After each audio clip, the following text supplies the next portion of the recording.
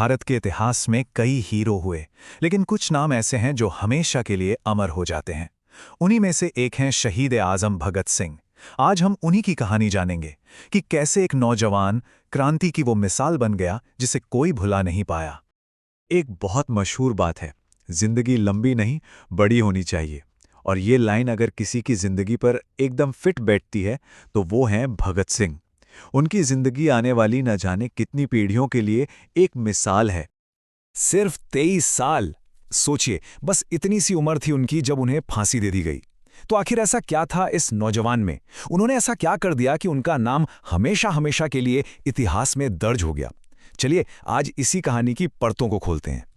23 मार्च 1931। ये सिर्फ एक तारीख नहीं है, ये एक प्रतीक बन गई। उनकी शहादत ने आज़ादी की पूरी लड़ाई में एक नई आग लगा दी, एक ऐसी चिंगारी जिसने पूरे देश में क्रांति की ज्वाला भड़का दी। और सिर्फ 16 साल बाद भारत आज़ाद था। तो सवाल ये उठता है कि क्रांति का ये जज्बा, ये जुनून आया कहाँ से? इसकी जड़ें कहाँ थीं? इसका जवाब पाने के लिए हमें थोड़ा पीछे जाना होगा, उनके बचपन में। देखते हैं कि कैसे एक बच्चा एक महान क्रांतिकारी बना। भगत सिंह का जन्म 1907 में हुआ, और वो भी एक ऐसे परिवार में जहां देशभक्ति मानो खून में ही दौड़ती थी। सोचिए, बचपन में वो अपने पिता से पूछते थे कि खेतों में फसल की जगह बंदूकें क्यों नहीं उगाते ताकि अंग्रेजों से लड़ा जा सके। मतलब क्रांति के बीज तो बचपन से ही थे। लेकिन 1919 में एक ऐसी घटना हुई जिसने उनकी जिंदगी का मकसद ही तय कर दिया। 13 अप्रैल 1919, जलियांवाला बाग का वो नरसंहार। उस वक्त भगत सिंह सिर्फ 12 साल के थे। खबर सुनते ही वो स्कूल से 12 मील पैदल चलकर उस जगह पहुंचे। उन्होंने वहां की खून से सनी मिट्टी को एक शीशी में भरा और कसम खाई कि इस जुल्म का बदला लेकर रहेंगे। और बस उसी दिन एक सच्चे क्रांतिकारी का जन्म हुआ। लेकिन भगत सिंह सिर्फ जोश से भरे क्रांतिकारी नहीं थे, वो एक बहुत गहरे विचारक भी थे। वो समझ चुके थे कि आज़ादी सिर्फ गुस्से या बदले से नहीं मिलेगी, इसके लिए सोच और संगठन दोनों की जरूरत है। और इसीलिए उन्होंने दो सबसे ताकतवर हथियार चुने, अपनी कलम और संगठन बनाने की अपनी काबिलियत। शुरुआत में वो महात्मा गांधी के अहिंसक आंदोलन से काफी प्रभावित थे। लेकिन 1922 में जब चौरी चौरा कांड के बाद गांधी जी ने आंदोलन वापस ले लिया तो भगत सिंह जैसे कई नौजवानों का दिल टूट गया। उन्हें लगने लगा कि शायद सिर्फ शांतिपूर्ण तरीकों से बात नहीं बनने वाली। तो फिर उन्होंने दो तरफा काम शुरू किया। एक तरफ वो बलवंत नाम से मैगजीन में ऐसे जबरदस्त आर्टिकल लिखते थे जो लोगों के दिलों में आग लगा देते थे, और दूसरी तरफ उन्होंने एक्शन लेना शुरू किया। पहले 1926 में नौजवान भारत सभा बनाई ताकि स्टूडेंट्स और मजदूरों को जोड़ा जा सके। फिर 1928 में चंद्रशेखर आजाद के साथ मिलकर HSRA यानी हिंदुस्तान सोशलिस्ट रिपब्लिकन एसोसिएशन को एक नया रूप दिया। अब देखते हैं कि ये सोच और ये संगठन एक्शन में कैसे बदले। अब बात होगी उन दो घटनाओं की जिन्होंने ब्रिटिश साम्राज्य की जड़ों को हिलाकर रख दिया और भगत सिंह का नाम इतिहास में हमेशा के लिए अमर कर दिया।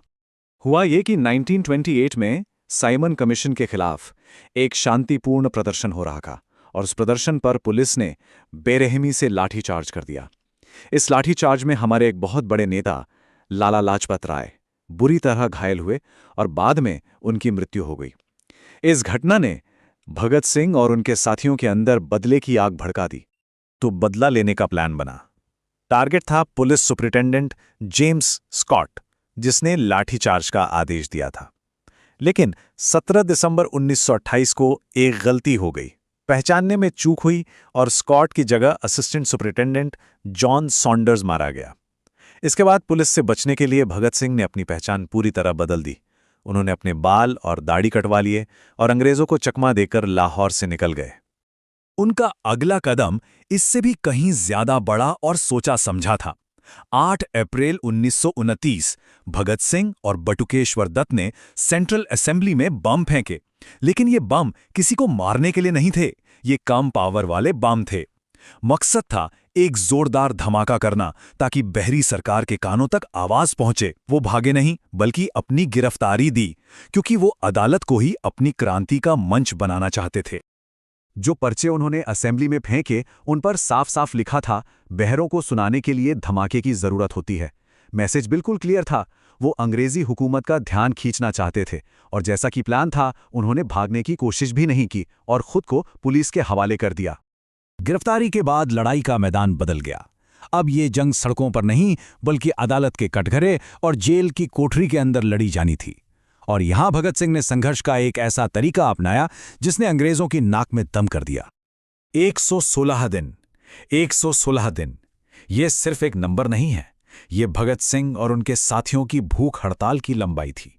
एक ऐसी भूख हड़ताल जिसने ब्रिटिश साम्राज्य की नींव हिला दी और उनके लोहे जैसे इरादों को पूरी दुनिया के सामने साबित कर दिया। और ये मांगे उन्होंने अपने लिए नहीं रखी थीं। वो जेल में बंद हर भारतीय राजनीतिक कैदी के हक के लिए लड़ रहे थे। उनकी मांगे थीं अच्छा खाना मिले, पढ़ने के लिए किताबें और अखबार मिलें, और कैदियों के साथ इंसानों जैसा बर्ताव हो। ये भूख हड़ताल नहीं, ये आत्मसम्मान की लड़ाई थी। इस भूख हड़ताल ने पूरे देश में हलचल मचा दी और जब हड़ताल के 63वें दिन उनके साथी जतिन दास शहीद हो गए तो लोगों का गुस्सा 7वें आसमान पर पहुंच गया। आखिरकार अंग्रेजी सरकार को झुकना पड़ा और उनकी मांगें माननी पड़ी। ये एक बहुत बड़ी जीत थी। उनकी शख्सियत को समझने के लिए उनका ये आखिरी किस्सा ही काफी है। जब जेलर उन्हें फांसी के लिए बुलाने आया तो वो लेनिन की जीवनी पढ़ रहे थे। उन्होंने जेलर से कहा, 1 मिनट रुको, एक क्रांतिकारी दूसरे क्रांतिकारी से मिल रहा है। सोचिए, आखिरी सांस तक विचारों और क्रांति के लिए ऐसा समर्पण। और अब हम कहानी के उस मोड़ पर हैं जो उनकी शहादत और उस अमर विरासत के बारे में है जो वो हम सबके लिए छोड़ गए। लोगों के गुस्से का डर इतना था कि अंग्रेजों ने उन्हें तय तारीख से एक दिन पहले ही 23 मार्च 1931 को फांसी दे दी। कहते हैं भगत सिंह, सुखदेव और राजगुरु इनकलाब जिंदाबाद का नारा लगाते हुए हंसते हंसते फांसी के फंदे पर चढ़ गए। लेकिन यह अंत नहीं था, ये तो एक नई शुरुआत थी। उनकी शहादत ने वो चिंगारी सुलगाई जो पूरे देश में आग की तरह फैल गई। उनके बलिदान ने लाखों नौजवानों को आज़ादी की लड़ाई में शामिल होने की हिम्मत दी। तो आखिर में ये सवाल बचता है कि आज इतने सालों बाद भगत सिंह की विरासत का क्या मतलब है? उनका साहस, अन्याय के खिलाफ उनकी लड़ाई और देश के लिए उनका बलिदान, क्या आज भी ये बातें उतनी ही जरूरी हैं? ये एक ऐसा सवाल है जिसका जवाब हम सबको अपने अंदर ढूंढना है।